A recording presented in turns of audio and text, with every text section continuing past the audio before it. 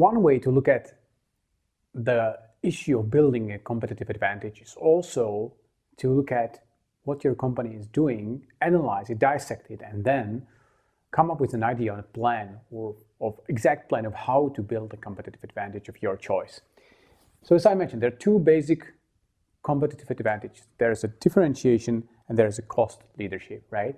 So we now know that differentiated producers are focusing on providing great products for a relatively higher price than the market price, the average market price, while the cost leaders are focusing on providing acceptable product but they make it at a way lower cost than the average cost in the industry, and that is the source of their profit.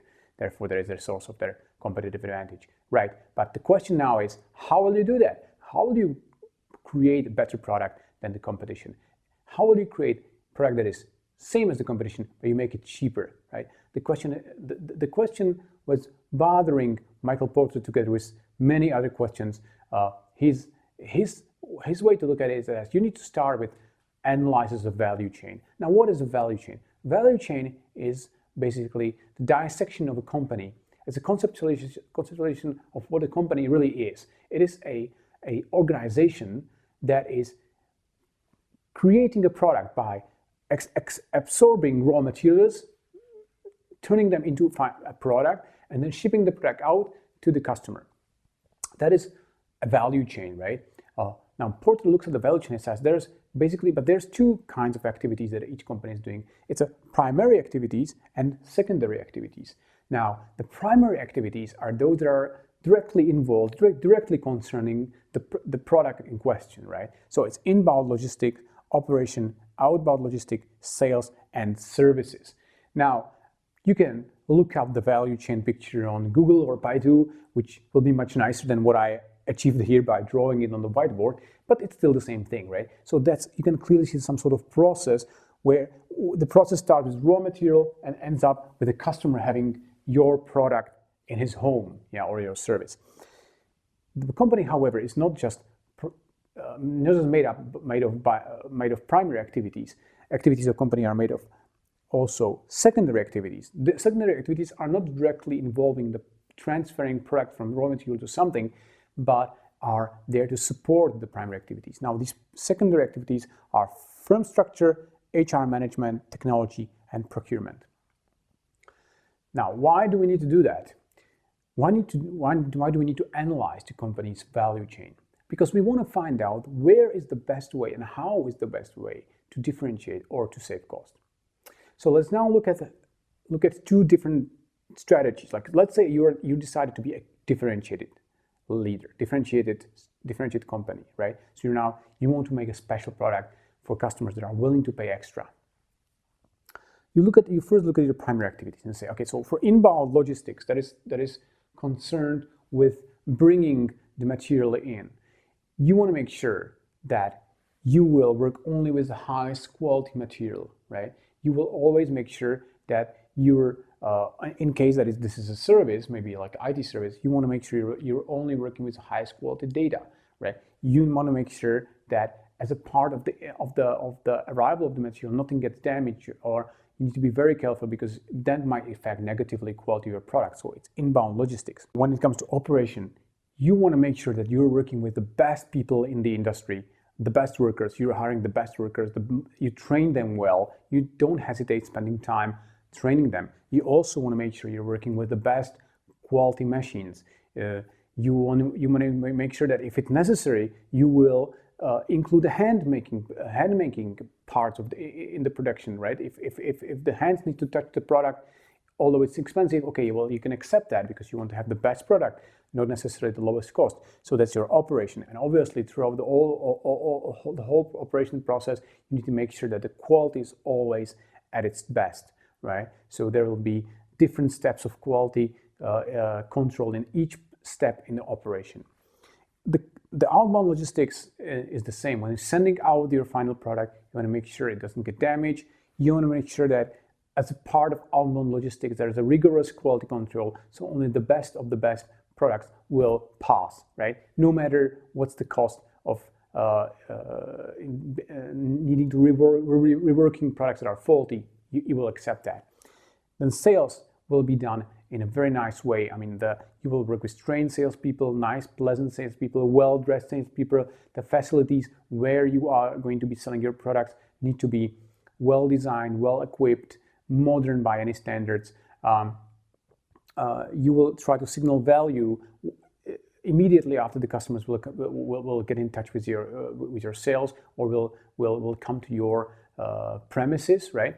The customer service will be pleasant, fast, it will be just basically outstanding. You will not use the hotline and let people wait for 2 hours while listening to some crazy song. It will be personalized. You'll go the extra mile to please your customer, even if that means extra cost for you. You'll replace the product immediately, you'll excuse, and so on and so forth. So that's differentiator's value chain. For the firm structure, when you go to secondary activities, in the firm structure, you will not hesitate to hire extra people in the management, extra people in quality control, even that is higher cost. If you want to achieve, for example, higher quality, better design, more innovative product, you will not hesitate hiring extra people or extra managers to achieve that. HR management will be training people, educating people, providing the benefits for people, because you want to have happy, satisfied workforce with low turnover. Again, this is costly, but that's not your primary concern. You will use technology in order to find ways to further differentiate your product, to bring more innovation, more quality, more specialty to your product, right? Last but not least, in the procurement, you're going to be working only with the best suppliers, those that have already established brand, that has already references and reputation. So that's the differentiator's strategy that leads to inevitably having higher cost, but at the same time having a way better product, yeah, in the sense that, yeah, more expensive, but better. Now, the cost leader will be a complete opposite to that. Cost leader will look at the value chain and start with inbound logistics. So here, I would like to buy in bulk, right? I would like to buy in huge volumes so that I can have lower price. I can accept occasionally lower quality. If it's for a good price, I can somehow work with that. In operation, I want to make sure that I save costs. So I want to have automatized operation whenever it's possible. I want to work with machine, or I want to work with very, very cheap labor. I need to find where is the cheap labor. Is it in some parts of Asia? Is it in Mexico? I don't really need to work with skilled people, right? Because my products are simple to manufacture, and therefore I'm able to hire anyone basically, and I just choose by the rate of labor where I will invest, where I will operate, right? I do care about quality, but it's not my primary concern. My primary concern is the cost and the turnover. Like, I want to churn out large volumes of product. So the speed of the production is also my concern. Outbound logistics, again, I want to push the products to the market as fast as possible, not too much bother with quality control, and again, send in the bulk, find a cheap way to transport my products, containers, cheap way. Well, some of them might get damaged. Okay, well, that's not such a big deal. It's a cheap anyway. The sales, again, I will try to find innovative ways to sell my product so I can save costs. I don't want to use middlemen. I want to use cheap sales, cheap labor, or I want to automatize the sales, meaning I want to see e-shops, e-commerce. I want to sell directly to the customer. Yes, there is not really a very pleasant, it's not really a very pleasant experience, but I can save cost. Service is almost non-existent, right? Customer has a problem, can write me an email, I will never reply. I'm taking this too far, but yeah, a customer can call, will wait, and then eventually anyway give up.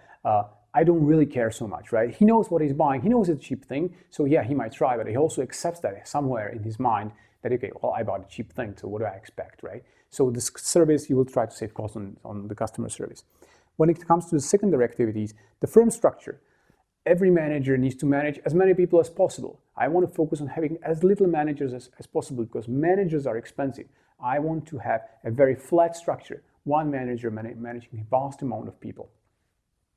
HR will focus on finding ever cheaper labor. Yeah, I'm not that much interested in having educated, skilled, and talented people, except maybe a few managerial positions. I want to hire cheap people that and give them basic training. Only the training that is immediately required. Technology. I'm interested in any sort of technology that allows me to save costs further. Like I mentioned in the cost leadership video, yes, technology is important for the cost leaders, but only in a way that allows for further cost saving. And last but not least, procurement. I will work with new suppliers that will offer me a lower price. I don't care about their reputation. I will try them. I don't care about their brand. I'm just concerned about the price. I can accept lower quality, not too low quality, but lower quality if it's at the expense of the higher price. So you can clearly see that the activities, both the primary and secondary activities, are vastly different for differentiator and for cost leader. So once the company decides where should be their competitive advantage, they need to adjust their value chain accordingly. It's not just to say we'll have a better product.